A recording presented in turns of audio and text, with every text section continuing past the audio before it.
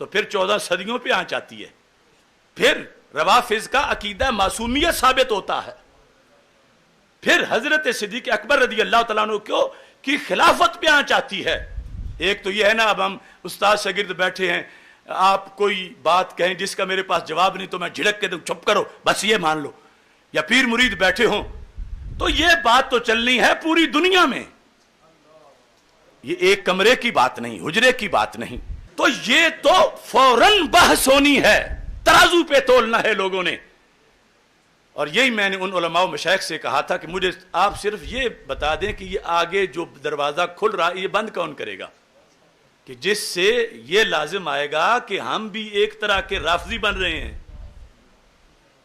کس طرح؟ میں نے پھر وہ بیان کیا مختصر میٹنگ میں بھی. میں نے کہا سب سے پہلا اصول تو یہ ہے کہ صرف انبیاء کرام علیہ السلام معصوم ہیں. میں نے کہا صحیح ہے نا؟ ہاں بالکل صحیح ہے.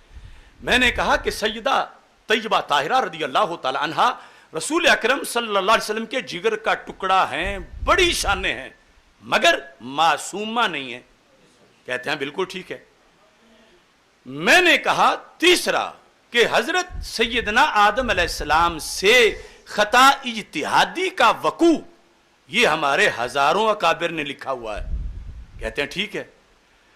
میں نے کہا اس سے آگے اب حضرت سیدنا آدم علیہ السلام سے وقوع خطا اجتہادی یہ ہمارا دین ہو، اور سیدہ پاک رضی اللہ تعالی عنہا سے امکان خطا بھی بعض کے نزدیک اور وقوع خطا اجتہادی یہ توہین ہو، تو پھر غیر نبی کو نبی سے افضل ماننا لازم آئے گا.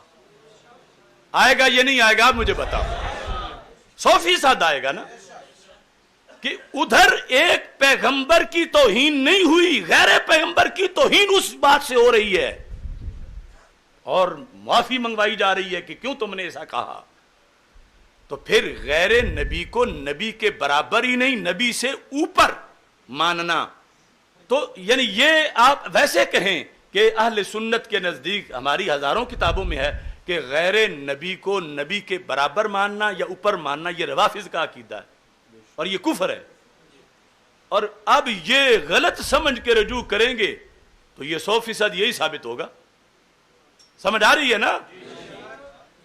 اگر سیدہ پاک رضی اللہ تعالی عنہا کی طرف خطا اجتہادی کی نسبت توہین ہے اور آدم علیہ السلام کی شان ہے، یعنی ان کے لیے ثابت ہے، تو پھر یہ ہوگا کہ غیر نبی کو نبی سے اونچا مانا جا رہا ہے.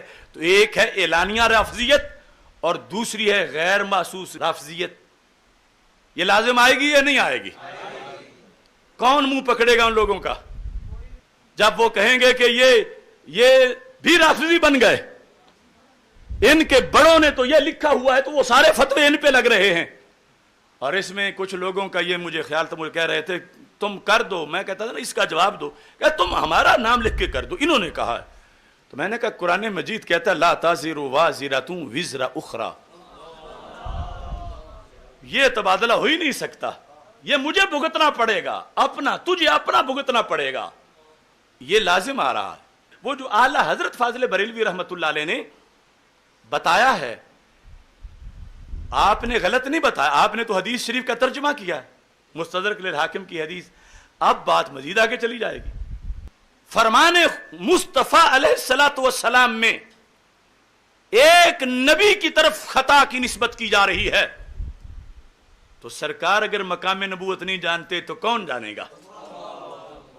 تو رسول پاک صلی اللہ علیہ وسلم تو نبی کی طرف خطا کی نسبت کو بھی جائز سمجھیں، اور جب سرکار جائز سمجھے تو سرکار کے جگر کا ٹکڑا بھی جائز سمجھیں. تو سیدہ طیبہ طاہرہ رضی اللہ تعالی عنہا تو خود ناراض ہوں گی کہ جو نبیوں کے لیے مانا جا رہا ہے وہ یہ میرے لحاظ سے توہین قرار دے رہے ہیں، یہ تو میرا دین ہی نہیں ہے، یہ تو میرے ابا جی کا دین ہی نہیں ہے. تو اس واسطے ہم اس رستے پہ ہیں جو سیدہ پاک طیبہ طاہرہ رضی اللہ تعالی عنہا کا راستہ ہے، جس میں ان کی عظمت میں بھی پہرا دیا جا رہا ہے اور شان صدیق اکبر رضی اللہ تعالی عنہ پہ بھی پہرا دیا جا رہا ہے. اب اس کے اندر مزید یہ وضاحت ہے کہ جب میں نے یہ دو جملے بولے تو ساتھ ہی اگلا جملہ بھی بولا، تو ظالموں نے بعض جگہ تو اگلا ہی ویسے ہی کاٹ دیا، یا پھر توہین قرار دے کے بڑوں کی اگلے جملے کی طرف توجہ ہی نہیں جانے دی، حالانکہ میں نے تو ساری تفصیل اگلے جملے میں کر دی تھی اجتہادی کی، اور صرف اجتہادی کی نہیں، اجتہادی کی اقسام کی۔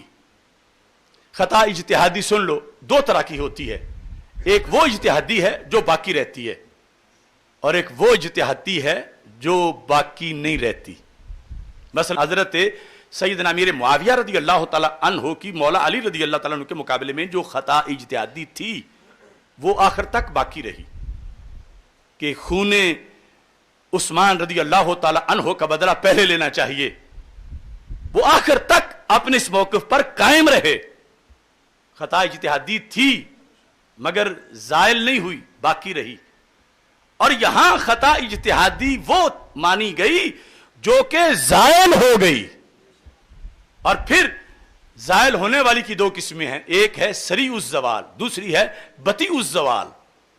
بطیء الزوال ہے جو دیر سے زائل ہو، گھنٹہ بعد، ہفتہ بعد، مہینہ بعد، سال بعد، اور سریع الزوال ہے جو اگلے لمحے میں زائل ہو جائے۔ تو یہ خطا وہ تھی جو اگلے لمحے میں زائل ہو گئی۔ تو میں نے تو اگلے جملے میں بتا دیا تھا کہ جن کے جگر کا ٹکڑا تھیں، جب ان کی حدیث سنی تو سر تسلیم خم کر لیا۔ یہ ہے بے خطا بے گناہ، بے خطا بے گناہ، بے خطا بے گناہ۔ تو جہاں تک شریعت اجازت دیتی ہے ہم تو وہاں تک گئے، اور پیر میر علی شاہ صاحب کے بھی کلام کو نرم کیا۔ اب یہاں یہ ایک نقطہ ہے، وہ سوالات میں بھی ہے، شاید گفتگو میں سارے سوالات ہی آ جائیں گے، وہ یہ ہے کہ کچھ لوگوں کو یہ ہے کہ سیدہ پاک رضی اللہ تعالی عنہا کا یہ مانگنا یہ تو اجتہادی بنتا ہی نہیں۔ یہاں کوئی کہتا ہے خطا ہی نہیں، کوئی کہتا ہے خطا اجتہادی نہیں، کوئی اس طرح کہتا ہے کہ جب ان تک حدیث پہنچی نہیں تھی تو خطا تو تب بنتی جب حدیث سن کے پھر ضد کرتی۔ تو جب حدیث سن کے نہیں، سننے سے پہلے تو پھر یہ تم ان کے ذمہ کیسے لگا رہے ہو، پتہ ہی نہ ہو بندے کو۔ اور کچھ جو ہیں وہ بھولے اس کو سوال پر معمول کر رہے ہیں، وہ سوال جو مسئلہ پوچھنے کے لیے کیا جاتا ہے کہ سیدات نے تو مسئلہ پوچھا۔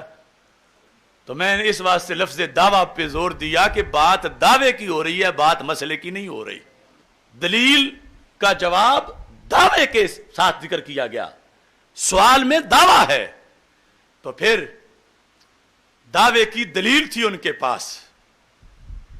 حالانکہ ائمہ نے لکھا، انہیں حدیث کا بھی پتا تھا، ہمارے ائمہ نے لکھا، فتح الباری میں ہے، حدیث کا انہیں پہلے پتا تھا، اور حدیث کے دو معنوں میں پھر اجتہاد تھا۔ اور ایک یہ رائے ہے کہ ان کی دلیل آیت تھی، اب دعویٰ دلیل کے بغیر تو نہیں کر سکتی۔ سیدہ پاک رضی اللہ تعالی عنہا سے بڑھ کے قرآن کون جانتا ہوگا؟ تو ان کے پاس دلیل تھی، کس کی؟ دعویٰ کی، لیکن دلیل میں اجتہادی خطا ہو گئی، دلیل میں دوسری خطا نہیں، اجتہادی جو ثواب ہے، اور وہ بھی تھوڑے سے وقت کے لیے۔ اب کچھ یہ بھی قول آ رہے ہیں کہ دوسری کوئی آیت ہی نہیں تھی مقابلے میں، تو پھر یہ 100% آیت سے ان کا حصہ ثابت تھا، وہ اپنا حق مانگ رہی تھی، خطا کیسے ہو سکتی ہے، یا اجتہاد کیسے ہو سکتا ہے؟ اجتہاد تو تب ہو جب دو آیتیں ہوں۔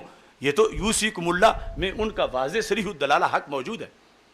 دھیان سے سنو، دھیان سے، شاید کہ پھر وقت نہ ملے اور اللہ ہمیں لمبا وقت دے ان سب ظالموں کا، رفض والوں کا رد کرنے کے لیے۔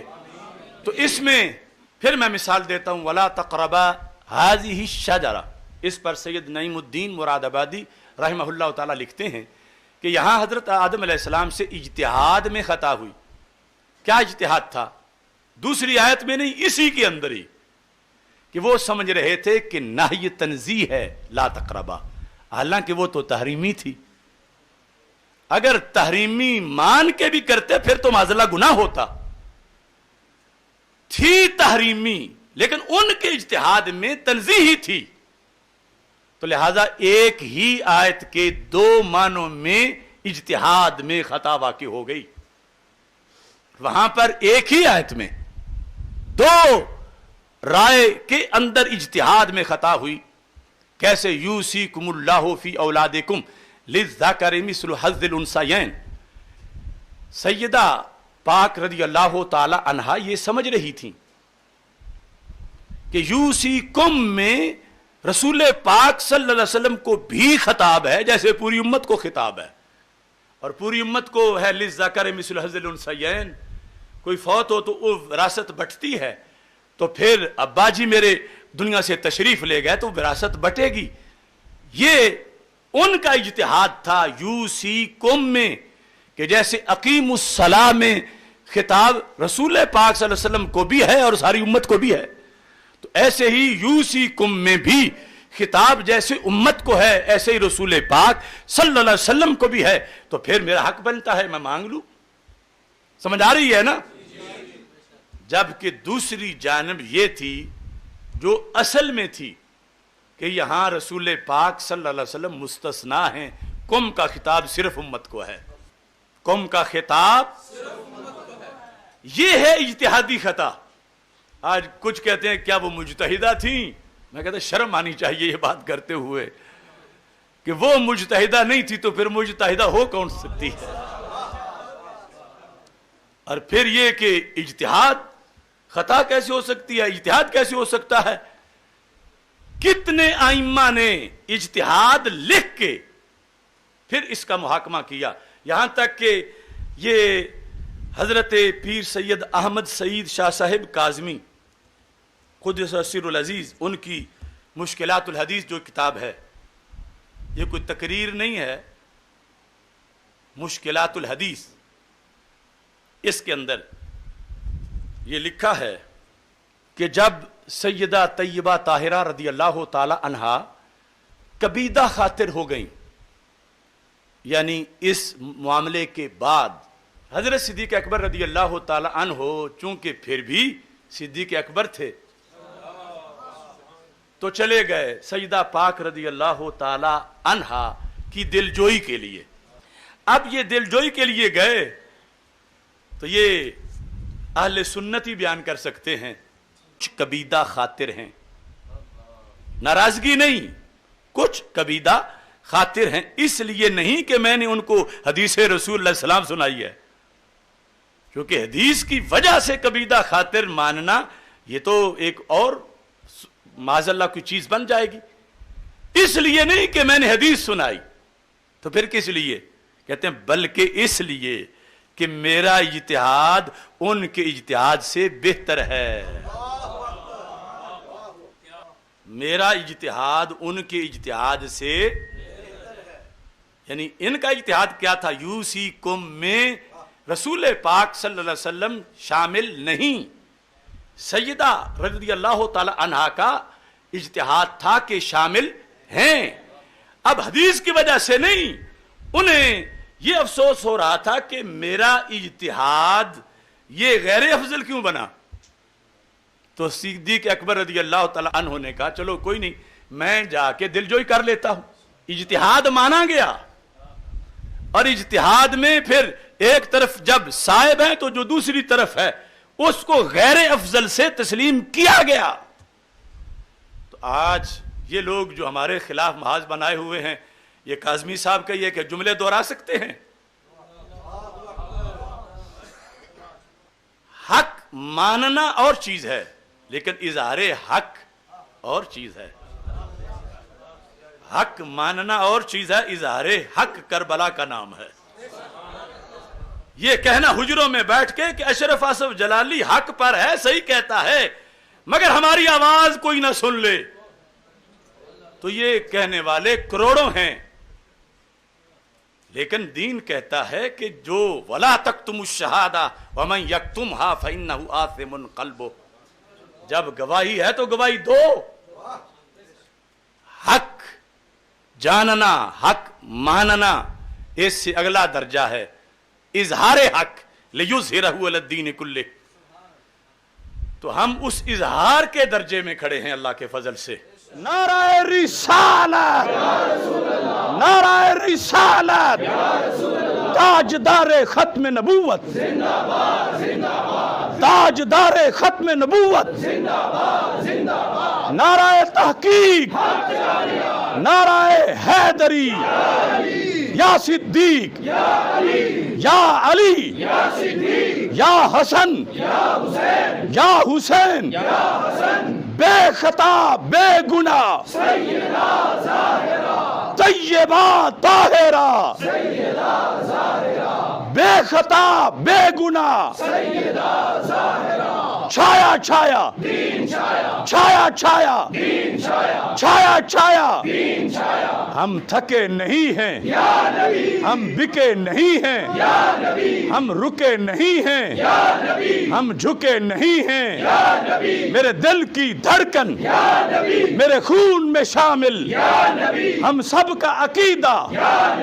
میں مر بھی گیا تو میرے کفن پہ لکھنا، میری قبر پہ لکھنا، لبیک لبیک لبیک یا رسول اللہ.